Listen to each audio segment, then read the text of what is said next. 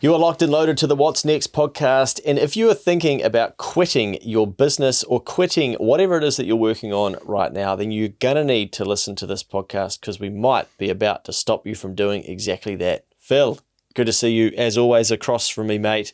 A scary wee topic today, but a very important one. Yeah, mate. An interesting one. I don't think we've ever kind of really talked about this, but I guess in the times that we're currently in, which aren't easy, there might be some people that are on the edge. Yeah, especially in this economy. Ledge. Yeah. Yeah, the edge of the ledge. And it's not all doom and gloom if you're prepared to get some help and support along the way. Well, certainly in these economic times, mate, I can see that there will be some people out there thinking, do I actually want to continue on with this? Now, firstly, hopefully they've gone and listened to our podcast around finding your why in business and understanding that. But it is a very testy time out there. And so you need to understand why you're doing it, but then also what's going to keep you in it if you are getting to the point where you're thinking, is this really for me anymore? You were saying earlier that you've got a bit of a yarn about a particular business that was in similar situation or circumstances where they were on the edge, at the ledge, and you managed to help them, hold their hand and pull them back. Well, they rung out of the blue, and I remember this phone call, because it was quite full on. And when I say full on, it's a bit different to someone saying like, hey, how much tax do I have to pay? It's basically a business owner thinking through their thoughts around whether they actually want to do this or not. And those are the sorts of conversations that I think stick out for you throughout your career. But to give you some context, it wasn't because of the economy, and it was a couple of years ago now. So it was when things were still going reasonably well.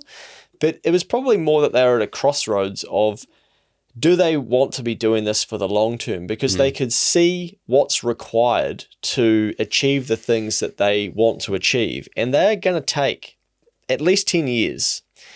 But part of them is self-aware enough to know that they like things to happen faster. And I think we can probably all relate to that. Sure can. And life doesn't always work like that. And so basically they were having a couple of ups and downs and things weren't happening as fast as they wanted them to. So they got to the point where they basically were like, right, should I just close it all down or sell it all effectively and then think about heading off overseas or trying something different? And so we had a really interesting chat around what they actually want, from their life and from their business.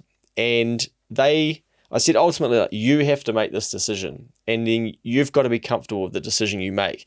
Because I can guarantee you with hindsight, with more clarity, with more time, you're going to look back and you're going to question the decision, or you're going to say, best thing I ever did. But if it's not the best thing you ever did, then you want to make sure that you covered all bases when you were thinking about quitting that job. So I'll carry on the story if you'd like, or if you've got anything to add whilst we're there. I've already picked up two very clear themes from what you've been talking about, and pretty similar to a couple of things that I've written down as per usual, but in a different way. The first thing I wrote down here was talk to other people who have been there or have got some level of independence, not family or friends, because they've got too much of an emotional investment in your outcome in life. And this person to contact you, they obviously trust you. Foolish, maybe? But they obviously trust you enough and have such a strong enough relationship with you that they can be honest about what's going on, that you can talk through it and be quite rational about it. So I think that's point number one. And then the second point that was coming through was time. And I think a lot of business owners get frustrated with how long things take to achieve. And I think it highlights the fact that we've got to break down that bigger goal into bite-sized chunks, measure it along the way, and then celebrate those wins. As business owners, it's so easy to just gloss over the fact, oh, yep, cool, we've got this new client, it's a great client, yeah, cool, right, on to the next thing, rather than pausing and going, shit, this is actually going to have an impact to my business. I've got more more fees, of keeping my staff more engaged because it's the type of work they want to do. Ultimately, it's more profit and more cash flow. It's getting you towards that goal. So celebrate it. It's good for the brain. Yeah. Yeah. And, you mentioned the word big in there, and that then leads us into a part of this for this business owner where I think part of the thinking to quit was because they knew what they were going to need to do to get closer to what their big goals are. And that territory is unfamiliar and it's scary. And they have to convince themselves to go and take all that action. So we're talking like hiring people, we're talking different premises, we're talking potentially moving and, not doing some of the things we're currently doing and just solely focusing on some of the other things we're doing, but those grow slower and don't pay as well. And they could see that the path is so much steeper, but they know that the results are at the top and they have to go up that hill. But they could sort of walk around the bottom and just sort of gradually go round and maybe end up there, but not sure if they will. The right way and the easy way. I think it's a good reminder that being a business isn't that linear path. No. And it's appreciating that you're on that hard road, and more often than not, you've got to be forging your own path. I mean, we've been doing it. No one else is doing it in our industry. We created the shovels, and we've been shoveling a lot of stuff out of the way, and then we've built up a pretty big crowd behind us who seem to be copying us. Yeah. And that's kind of cool. But it's acknowledging that it's not going to be easy, and you're going to need to roll your sleeves up and dig in deep when the time comes. So part of the conversation I had with this business owner and what I would encourage other people to do is two things. So one is think about, okay, what is it that you're going to do? And then what does the next 5 to 10 years of doing that look like? Because with this business owner, I'm like, great, you could finish it all and then you're going to go traveling. What happens after traveling? Great. You need to know that. I can't tell you that. You need to figure that out. So I want to know 5 years, 10 years, where you're going to be. Because traveling is just the plaster to then buy you time to figure out what it is that you're going to do. So do that first. Think about, okay, what else is it that I would be doing? But secondly, I said, let's stay on the path. And if we stay on the path, what's the ultimate downside? Well, basically, I'll do more of this, I'll get to this point, and then I'll know for sure I don't want to do it. Okay, how long is that going to take? Oh, it could be a year, could be 2 years. Sweet, what's 2 years out of 80? Well, 1/40th of your life.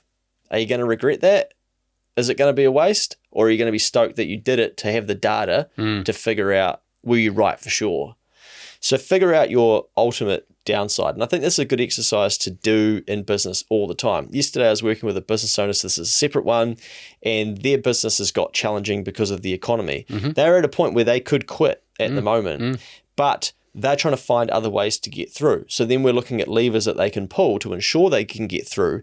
However, ultimate downside for them is there isn't one. I'm like, oh, you could actually sell all this equipment, pay off your debt, and walk away with 6 figures in the back pocket. I'm like, that's pretty sweet. A lot of people can't do that. And then you'll be on to your next thing. Yep, you've sacrificed your income generating device in your vehicle, but at the moment, it's not generating you the income that you want it to anyway. So this isn't actually as scary or as risky as you think, because you can still service the debt. You've got equity, you've got net assets. And even if you just decide in 6 months' time, like, nah, fuck this, like this is, I am out of here, then sweet, because these things that we've suggested to change don't work. And like, in 6 months, you can go, right, I am out for sure, sell all this stuff, and you're actually not going to be in debt or anything, and you're going to have more clarity, and you're going to have given yourself time to figure out what it is that you want to do. And funnily enough, when you talk to business owners that are in that position and contemplating, just going, nah, this isn't for me, and then you go, what are you going to do? And you say to them, oh, you're going to go and get a job. Oh, no, I couldn't be an employee again. Yeah. And it's just like, well, okay, so what business are you going to do? I think I'm going to get into real estate. When the market's frothy. Well, my uncle told me. Yeah, because that's just a real easy industry as well. Yeah, shit. But I think that highlights, just how rewarding business can be in the good times, but there's also the bad times, and there's no reward without taking risk. And risk isn't supposed to be fun. You just got to battle on through it. Yep. Yeah. So going back to our first example from the story, right? So and then I challenged them on their why, because we've worked closely with them before, so I know why they're in business. And I'm like, you told me and you told us that this is why you do this. So how does quitting this feed into that why? Oh, well, and everyone's got an answer for that, but no one likes having that conversation. But I'm like, come on, you are pretty passionate about this. You love this. If you get out of this vehicle, how are you going to achieve your why? So they know that, and they get that piece. The other piece then said, well, okay, let's zoom out. Let's just stay on the path and things start getting better and the right staff are with you and the market's turning and things are just going well. Like, how does that make you feel? Oh, it'd be epic. And I'm like, cool, and if it's going to take you 10 years, but then after 2 years you'd be in that position, then what options could you have? Well, I could potentially hire another person. I could maybe get some admin support, or maybe I could pull back a little bit the amount that I'm having to do, etc. I'm like, sweet, okay, that's good. But you're going to have to then let go of some of that cash too. How do you feel about that? Yeah, I'll just have to keep my lifestyle the same. I'm like, sweet, remember that, write that down, because your journey is long, it's a grind. And so basically after the conversation and the ability to zoom out and think about it all, I said, I'm not making life decisions for you. And I quite often say this to clients and people when they ask me things. I'm like, you're basically wanting me to make your life choices for you. I'm not going to do that. That ain't what I do, because I want you to own your shit. I want you to own the decision that you make. But they went away, and basically we came up with a bit of a plan of, well, why don't you then go and do a bit of holidaying, strip yourself out of your business for a bit, accept that you're going to go backwards a little bit and you're not going to get to the things that you want to, and just go and see what that does for you. And so that's what they did. And they came back and they were like a lion, absolutely roaring. So we had to cage them up at Auckland Zoo for a while because they were just out there getting after it. Wow. Completely different person. Hunger. Yeah. And re-explored it and basically got very clear on their path and just accepted it. And so fast forward, I think a couple of years now, and they're still in business. They're hiring people. They are just embracing the grind. They are taking on debt. They're buying things and equipment and basically tools and assets and stuff that they're going to need to run that business. And they're just like, yep, sweet. And I'm going to need the debt for that too. Basically, they're probably then staring down the ability to buy more assets and be $1 million in debt.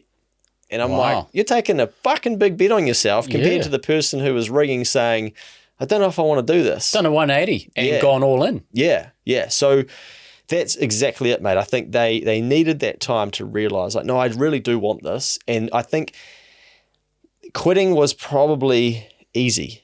That was this is feeling scary. I might bin it all. I don't know. And then all the drama comes the staff aren't doing things right. I don't know if I actually want this. Why am I doing this? All this shit. And then they get to the point where they realize no, I'm scared. Something big's coming. I need a bit of a break and I need to just go and scratch the itch, have some fun and come back. And when I come back, my foot is on the gas and I'm all in and I'm fully committed to this and I'm going to do some shit that the current version of me just wouldn't even dream of possible or realistic to do, because not in this headspace could I be doing it. I had to go away, get a bit of a reset and a refresh. Yeah. Just sitting here listening to that story, it's got me thinking back to an earlier pod that we've done that maybe relates to this, because my mind's just spinning on the fly as it does. But if you're on the edge and you're about to quit, does it highlight the biggest problem in the business is you? Ooh. Well, in this example, it really is, because they were not quite ready, I think, to take the actions that they knew that they would need to take. And so their goals were unrealistic based on what action they were willing to take and the risks that they were willing to take. When they decided and went full commitment, the decisions become easier and they have to sign the paper to take on the debt, to buy the assets and do things like that. And they're like, let's go. No brainer. Sweet. Yep. I'll personal guarantee. Let's roll. I'll pay this shit back. I'll figure it out. And they're off. Just gone. So, I think you raise a good point that often it's us getting in the way of our own success or progress. And so then we look at it and go, well, maybe I should quit this. But I do also equally think sometimes there is a very big case for figuring out, is it time to fold? And is it, this isn't for me? And having the ability to do that without getting stuck in the emotion and the sunk costs is a pretty tricky thing for a lot of people to do. Yeah, you got to, if you're in that position, I mean, I guess that's a pod for another day, but your back has got, I think, to be right against the wall financially, and you have to have gone off and spoken to some massively skilled experts in that space that can go, you know what, you've done absolutely everything you can. You've racked up that much debt, and it's just unfortunate that these things have happened, that there's no way out. You just have to, unfortunately, quit the business. Sorry, Heartland Bank, the loan's not getting repaid. Yeah, take the Ranger back. Yeah. Yeah. That is unfortunate. And I guess to a degree, some of that may not be out of your control, or the path to actually trading out of it, it's just not realistic. And as I say, I think that's a topic for probably another day. But taking the financial side out of it, and to what you were talking about with the story earlier, a lot of that's just not financial.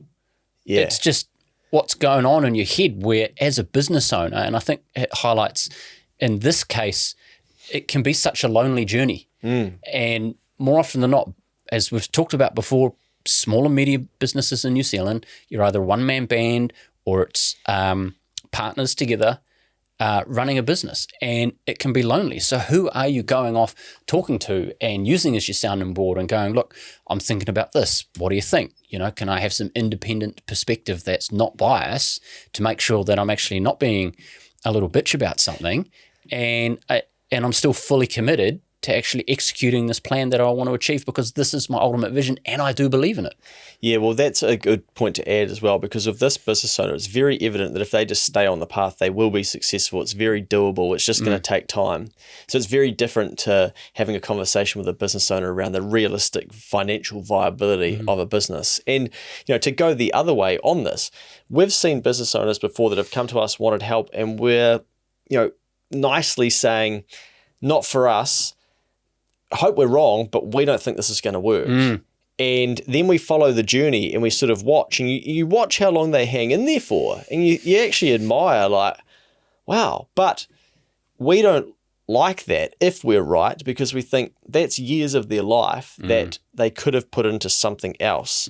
And we have many times in our 8 years of Next Advisory advised people or given people a heads up, like, hey, you should really have a good think around whether this is for you or not, or have a think around whether the market actually wants this. And that's a really hard thing to sit there and go, you know what, boys, you're right. No one's ever said that to us. So like, okay, I'm probably thought it. Yeah.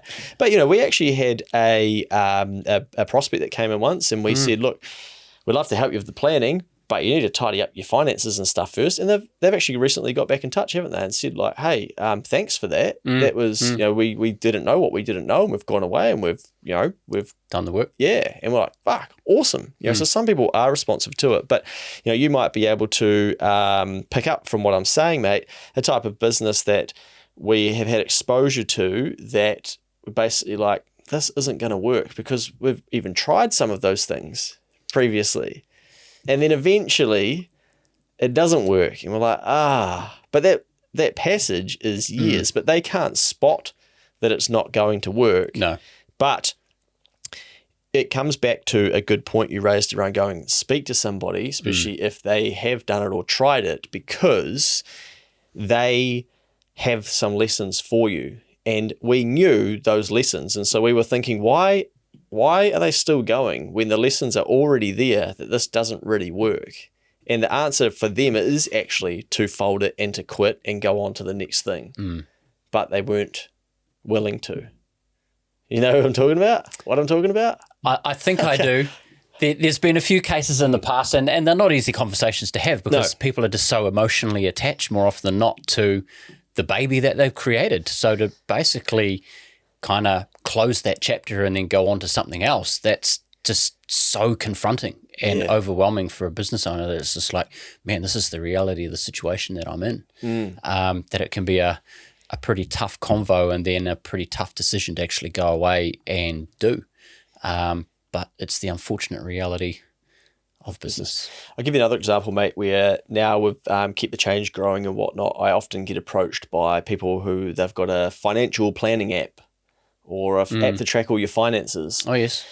And I hope that one day someone clocks that and they are like the thing. And I think there are a couple that have gotten more penetration into the market, but just about every one of those people are like, no, like this doesn't exist. I'm like, literally Google it and it exists. There's already one of these out there. But then, no, mine's different because it does this. I'm like, okay. I'm like, full credit and like go for it if that's your thing. But I remember Xero got into financial tracking of personal finances.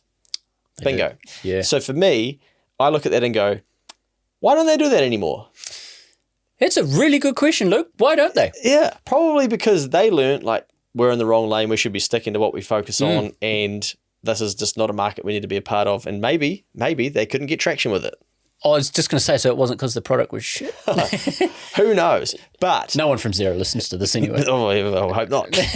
I mean, and I'd love to actually know internally like why they did back out of that. But I kind of think if they couldn't crack it and crack it quickly with the resource, the brand, the smarts, the firepower in the background, I'm like, that's probably enough for me to know that I'm not going to go and try and build that. People come to like, why don't you build one? I'm like, fuck, I don't want to build one. I'm like, here's a spreadsheet. Money in, money out equals your stuff.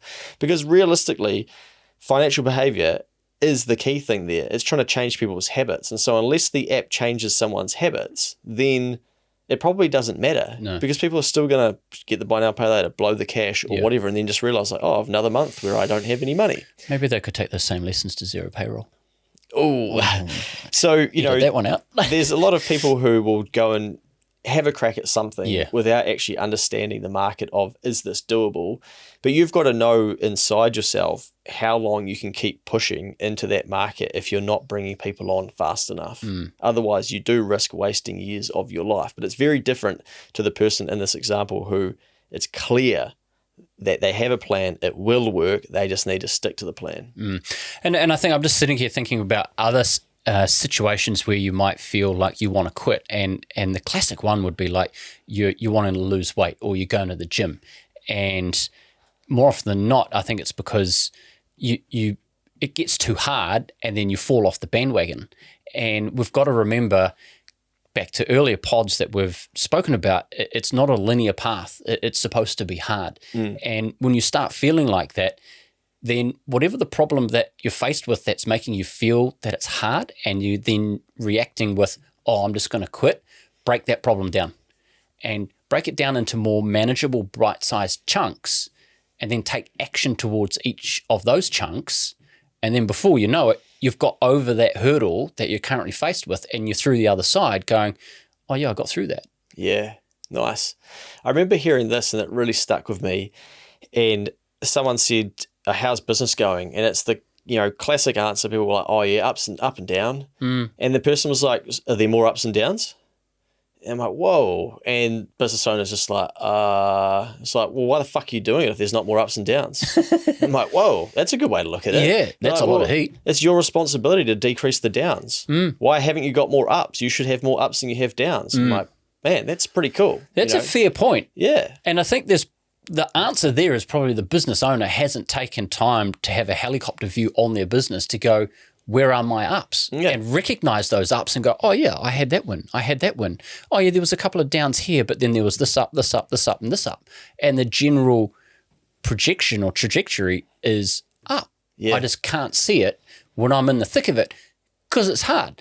And I think the main thing to remember about being in business is it's supposed to be hard.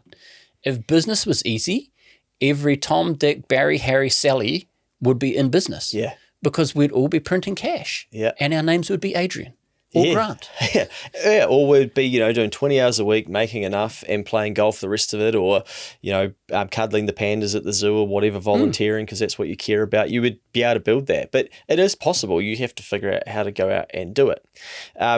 That's, I think the key is to then zoom out and go, right, where are my wins? I had a conversation with a business owner this morning where they've got a lot of staff issues and that's just consuming all their thoughts. And I Fire them all.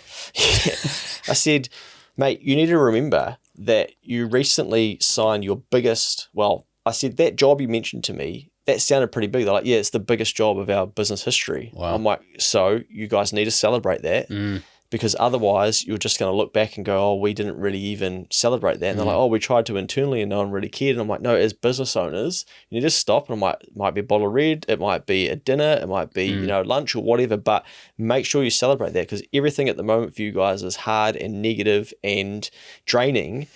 The brain needs some like, shit, we won. Like we got to win as well because you have, and you're just going to ignore that win and just focus on the things that aren't going well. So, they noted that down and I hope that they actually do take the time to celebrate that. Like the feeling that you get from a collect at the TAB. Doesn't happen that often, but it makes the brain go, I want more. You certainly got to celebrate them, mate, because they they're few and far between. However, the psychology teaches us, mate, that looking for the next winner is just the same for the brain as getting the next winner. Hence why gambling is so addictive. Oh, yeah. So you can lose, and then as soon as you start looking for the next winner, the brain is like, okay, I'm winning because you're potentially going to win. So the win and the potential ability to win are just about the same feeling. Well, therein lies the secret for a business owner. You got to turn the brain on to looking for your next win. Yep. When your back's against the wall and you're feeling like the world is shit, starting to go, right, what are my next wins that I can do? What's the low-hanging fruit on the tree that I can go, right, let's go and get this done. Tick the box, there's a win. Let's find the next one. And that, ladies and gentlemen, is called enjoying the process. And if you can fall in love with the process and enjoy the process more than just the wins and the outcomes, then business gets easier for you and it makes it way easier and it makes it harder to want to quit because you're actually enjoying the grind. Oh, man, we haven't gone there for ages. Nah. And it's actually funny you say that because I'd seen that printed actually on some clothing online somewhere. I don't know where I saw it, but it was like, trust the process. Yeah. And I was like, man, we used to say that a lot. Trust the process. Expect the results. Expect the results. But it's so true. But I think if you trust the process, you've also got to enjoy it. Yeah. And I think that's the fundamental thing is you can get stuck in the weeds and it loses that enjoyment factor. And you've got to find a way to make it enjoyable. And that can be tough. But it's focusing on, again, I think coming back to your plan and making sure that you're doing the work you want to be doing because it's so easy just to say yes. Yeah. And then going, well, of the work that we want to be doing, are you doing the work that you want to be doing or is best suited to you, and then swap time for money and then get somebody else to do the other stuff? Here's how I would wrap it up, mate. If you're thinking about quitting, the first thing you want to be thinking about, we're accountants, is going to be biased, is going to be, is this financially viable? And if you don't know that, you need to get help from someone to figure that out. We have a number of conversations in our bank where people have been about to quit because they think it's not financially viable. Then we show them what they could change, and then they go on to either sell it, carry on in it, make more than they ever thought possible. We had one that was about to just throw it all in during COVID because I can't believe what's going on and the way we've been treated and I'm an outcast and all these things. Are like, whoa, like these times will change. Let's not get rid of all this work that you've done. And they were ready to just to roll it all and be done. And now the business is in the best position it's ever been in. And every now and then I say to them, I'm like, remember when you rang me? Remember when you were just to remind them, like, you were fucking on the ledge, man, and they step back. Yeah. And your life could look very different if you didn't. So get some help around the financial viability. And then secondly, your emotional viability. Are you overly emotional about this? Can you handle the ups and downs, and what's that going to do to your emotions? So not only can your cash flow get you through, but can your emotional tank, can that be refilled for when it gets grindy and chews it up at a later time? That's a top tip. And then the next one, mate, and the final one would basically be your own energy and will. Sometimes we'll see a business owner who is, thinking about quitting. The business is financially viable, but they might just not be collecting it. It might just be hard. They are drained by it all, and they just don't have the energy or the will to carry on. But it actually is a successful business, and we can see other businesses that are the exact same and they are successful, but this person just can't quite figure it out and they don't have the will to get through. If you don't have that, I think that's fine. Like, acknowledge that and go, this is not a season for me to be in business, and I can park this for a bit and I might have to get into a different vehicle and then come back to this at a later date. Nice, mate. Those are my three, mate. Financial viability, emotional viability, and your energy and your will. That's great. And I think if you are in that space and you're not quite sure, talk to someone you trust. Yeah. Yeah. And if business is getting too overbearing for you, then put your hand up and ask for help, because now is not a time to bury your head in the sand or pretend that you'll figure it out or just hope that you will. No one's going to judge you. You know, there are countless stories of businesses going under at the moment that are being, going into liquidation, all those sorts of things. You are not your business. Business is a game, and you're playing that game, and you might lose that game, but it doesn't mean that you have to lose and that you have to, that's you. You can let that thing go. I saw a business this week, 1.5 million bucks in debt, bang, liquidated, and they've started another one and they're going again. Very, very brave. And, who knows? We're not advising them, but they've obviously decided, right, I will carry on, but it just shows you it can be done. So make sure that you don't make any rash decisions without seeking advice or help.